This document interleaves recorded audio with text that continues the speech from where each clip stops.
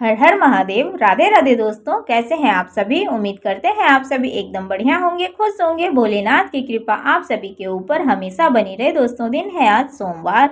भोलेनाथ की पूजा अर्चना की जाती है और उनकी कथा भी सुनी जाती है। तो चलिए आप सभी को सुनाते हैं भोलेनाथ की कहानी, सोमवार व्रत की कहानी। जो भी व्यक्ति पूरे सच्चे मन से भोलेनाथ की कथा को सुनता है, उसकी मनोकामनाएं अवश्य भोलेनाथ पूर्ण करते हैं। और सावन का महीना भी शुरू होने वाला है। सावन महीना बहुत ही पवित्र माना जाता है। इस महीने में धर्म कर्म का भी बहुत ही अत्यधिक विशेष महत्व है। सावन महीने का धार्मिक महत्व काफी ज्यादा है और इन दौरान व्रत, दान, पूजा पाठ करना बहुत ही अति उत्तम माना जाता है। इससे हमें दुगुना फल प्राप्त होता है। तो दोस्तों, कथा कुछ इस प्रकार से है। अमरपुर नाम का नगर था, जहाँ एक धनी व्यापारी परिवार संग रहता था। नगर में हर कोई उस व्यापारी का मान सम्मान भी करता था, लेकिन इतना सब कुछ होने के बावजूद वह व्यापारी दुखी था, क्योंकि उसे कोई संतान नहीं थी। संतान नहीं होने के कारण वो व्यापारी दिन रात चिंता में डूबा रहता था। उसके मन में बस यही ख्याल आता कि उसकी मृत्यु के बाद इतने बड़े व्यापार और धन संपत्ति को कौन संभालेगा। पुत्र पाने की इच्छा से वो व्यापारी सोमवार का व्रत करता था और भगवान शिव जी की विधि विधान से पूजा पाठ किया करता था। शाम के समय व्यापारी शिव जी के मंदिर में जाकर शिव जी के समक्ष घी का दीपक जलाता था। उस व्यापारी की भक्ति से प्रसन्न होकर एक दिन माता पार्वती ने भगवान शिव जी से कहा, हे प्राणनाथ, यह व्यापारी आपका परम भक्त है। न जाने कितने दिनों से सोमवार का व्रत और पूजा नियमित कर रहा है। आप इसकी व्यापारी की मनोकामनाएं को अवश्य पूर्ण कर दें। तब भगवान शिव जी ने मुस्कुराते हुए कहा, हे पार्वती, इस संसार में सबको उसके कर्म के अनुसार ही फल की प्राप्ति होती है। जिसके भाग्य में जो लिखा है वही उसे मिलता है। लेकिन इसके बावजूद भी पार्वती जी नहीं मानी। उन्होंने आग्रह करते हुए कहा, नहीं प्राणनाथ, आपको इस व्यापारी की इच्छा पूरी करनी होगी। यह आपका अन्यन भक्त है, प्रति सोमवार विधिवत व्रत रखता है। आपको इसे पुत्र प्राप्ति का वरदान देना ही होगा। पार्वती का इतना आग्रह देखकर भगवान शिव जी ने कहा, तुम्हारे आग्रह पर मैं इस व्यापारी को पुत्र प्राप्ति का वरदान देता हूँ, लेकिन उसका पुत्र केवल 16 वर्ष तक ही जीवित रहेगा।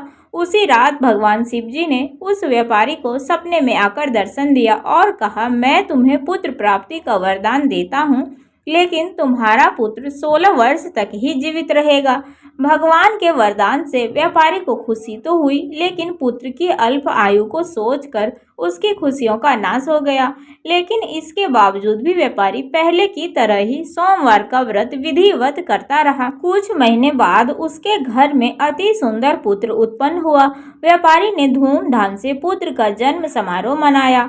व्यापारी मन ही मन बहुत दुखी रहता था, क्योंकि वो अपने पुत्र की अल्पायु का रहस्य जानता था। यह रहस्य उसने घर में किसी को नहीं बताया। विद्वान ब्राह्मणों ने उस पुत्र का नाम अमर रखा। जब अमर 12 वर्ष का हुआ तो उसे शिक्षा ग्रहण करने के लिए वाराणसी भेजने का निश्चय किया। व्यापारी ने अमर के मामा को बुलाया और कहा कि अमर को शिक्षा प्राप्त करने के लिए वाराणसी छोड़ दीजिए। इस तरह अमर अपने मामा के साथ शिक्षा प्राप्त करने के लिए निकल पड़ा। रास्ते में जहाँ भी अमर और उसके मामा ठहरते, वहीं पर यज्ञ कराते और ब्राह्मणों को भोजन भी कराते। लंबी यात्रा के बाद अमर और उसके मामा एक नगर में पहुंचे। उस नगर की राजकन्या का विवाह था, जिसके लिए पूरा राज्य सजाया गया था। राजा की कन्या की बारात आ गई, लेकिन वर का पिता अपने बेटे के एक आंख से काने होने के कारण बहुत दुखी था। उसे भय था कि अगर राजा को इस बात का पता लगा तो अपनी पुत्री का विवाह करने से इनकार कर देगा। वर के पिता की नज़र अमर पर पड़ी तो उसके दिमाग में एक विचार आया और उसने सोचा, क्यों न इस लड़के को दुल्हा बनाकर राजकुमारी के साथ विवाह करा दूं। विवाह के बाद इस लड़के को धन देकर विदा कर दूंगा और राजकुमारी को मैं अपने नगर लेकर जाऊंगा। इस तरह उस राजकुमार का विवाह उस राजकुमारी के साथ हो गया। अब राजा ने बहुत सारा धन देकर राजकुमार को विदा कर दिया। जब अमर लौट रहा था तो उसे सच नहीं छिप सका और उसने राजकुमारी की ओढ़नी पर लिख दिया, राजकुमारी, तुम्हारा विवाह तो मेरे संग हुआ है। मैं तो वाराणसी में शिक्षा प्राप्त करने के लिए जा रहा हूँ। जिस युवक की तुम्हें पत्नी बनना पड़ेगा वह तो एक आंख से काना है। जब राजकुमारी ने अपनी ओढ़नी पर लिखा हुआ पढ़ा तो उसने काने लड़के के साथ जाने से मना कर दिया। राजा ने सब बातें जानकर राजकुमारी को महल में ही रख लिया। उधर अमर और उसके मामा वाराणसी पहुंच गए। अमर ने गुरुकुल में पढ़ना शुरू किया। जब अमर की आयु 16 वर्ष की पूरी हुई तो उसने एक यज्ञ किया। यज्ञ की समाप्ति पर ब्राह्मणों को भोजन करवाया, खूब अन्न वस्त्र दान किए। रात को अमर अपने शयन कक्ष में सो रहा था। शिव जी के वरदान के अनुसार शयनावस्था में ही अमर के प्राण पखेरु उड़ गए। सूर्योदय पर मामा अमर उसको देखकर रोने पीटने लगे। आसपास के लोग भी एकत्र हुए और दुख को प्रकट करने लगे। मामा के रोने का विलाप करने के स्वर समीप से गुजरते हुए भगवान शिव जी और माता पार्वती भी सुने। पार्वती जी ने भगवान शिव जी से कहा, हे प्राणनाथ, मुझे इसके रोने की स्वर सहन नहीं हो रही। आप इस व्यक्ति के कष्ट को अवश्य दूर करें। भगवान शिव जी ने पार्वती जी के साथ अदृश्य रूप में समीप जाकर देखा तो देखा कि यह तो उसी व्यापारी का पुत्र है। इसे मैंने 16 वर्ष की आयु का वरदान दिया था, अब तो इसकी आयु पूरी हो गई है। पार्वती जी ने भगवान शिव जी से कहा, हे प्राणनाथ, आप इस लड़के को जीवित करें, नहीं तो इसके माता पिता पुत्र की मृत्यु के कारण रो रो कर अपने प्राणों को त्याग देंगे।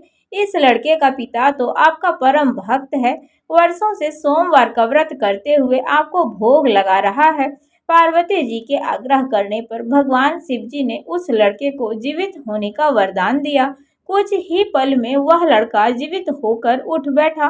शिक्षा समाप्त करके अपने मामा के साथ वह अपने नगर की ओर चल दिया। दोनों चलते हुए उसी नगर में जा पहुंचे जहां पर उसका विवाह हुआ था। उस नगर में भी अमर ने फिर से यज्ञ का आयोजन किया। समीप से गुजरते हुए नगर के राजा ने देखा कि यज्ञ का आयोजन है।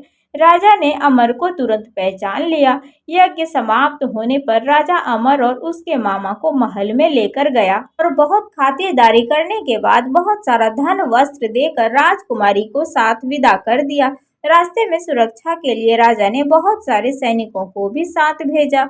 नगर में पहुंचते हुए एक दूत को घर भेजकर अपने आगमन की सूचना भेजी। अपने बेटे अमर के जीवित वापस लौटने की सूचना से व्यापारी बहुत प्रसन्न हुआ। व्यापारी ने अपनी पत्नी के साथ स्वयं को एक कमरे में बंद कर रखा था। भूखे प्यासे रहकर व्यापारी और उसकी पत्नी अपने बेटे की प्रतीक्षा कर रहे थे और उन्होंने यह प्रतिज्ञा कर रखी थी कि यदि उन्हें अपने बेटे की मृत्यु का समाचार मिला तो वह दोनों भी अपने प्राणों को त्याग देंगे। व्यापारी अपनी पत्नी और मित्रों के साथ नगर के द्वार पर पहुंचा। अपने बेटे का विवाह समाचार सुनकर पुत्र वधू राजकुमारी चंद्रिका को देखकर उसके खुशी का ठिकाना न रहा। उसी रात भगवान शिव जी ने व्यापारी को स्वप्न में आकर कहा, हे श्रेष्ठी, मैंने तेरे सोमवार के व्रत करने और व्रत कथा को सुनने से प्रसन्न होकर तेरे पुत्र को लंबी आयु प्रदान की है। व्यापारी बहुत प्रसन्न हुआ।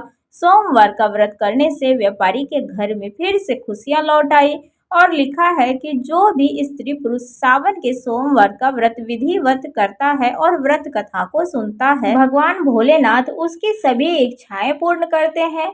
तो बोलिए दोस्तों, भोलेनाथ की जय। हर हर महादेव। कैसी लगी आप सभी को सोमवार व्रत की कथा? अगर ये कथा आप सभी को पसंद आई हो तो वीडियो को लाइक आप सभी जरूर कर दीजिएगा और चैनल पर जो भी नए आते हैं तो सब्सक्राइब कमेंट शेयर भी करिएगा दोस्तों।